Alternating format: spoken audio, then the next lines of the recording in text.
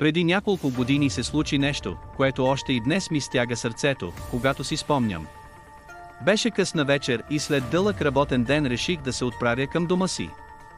Всичко изглеждаше обичайно, пътищата бяха празни, а светлините на улицата ме озаряваха в тъмнината. Колата ми се движеше по пустата улица, когато ненадейно пред мен се появи сянка. Затегнах ръкохватката на волана и спрях със сърцето в устата. Погледът ми се спря върху момиченце, облечено в бяла рокля, което стоеше на тротуара. Почувствах тръпки по гръбнака си и реших да направя нещо добро. Отворих прозореца и попитах момиченцето дали има нужда от помощ. Тя ме гледаше със сълзи в очите и просто мълчеше. Разтреперан отворих вратата на колата си и я помолих да влезе, за да я откарам до някое безопасно място. Момиченцето влезе в колата. Но нищо не каза. Попитах я къде живее, но тя просто мълчеше и гледаше през прозореца.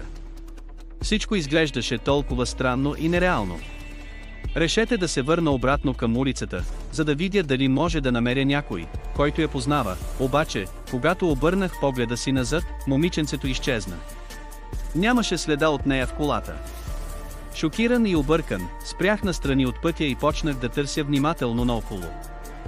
Но нищо. Тя просто се беше изпарила, чувството на тревога и неразбирателство ме обзе, докато останах седнал в колата си, в тази тъмна и пуста уличка. Сърцето ми беше във врата, а страхът ме докосна до дъното. След тази странна и ужасяваща вечер, никога повече не съм се чувствал съвсем сам в колата си.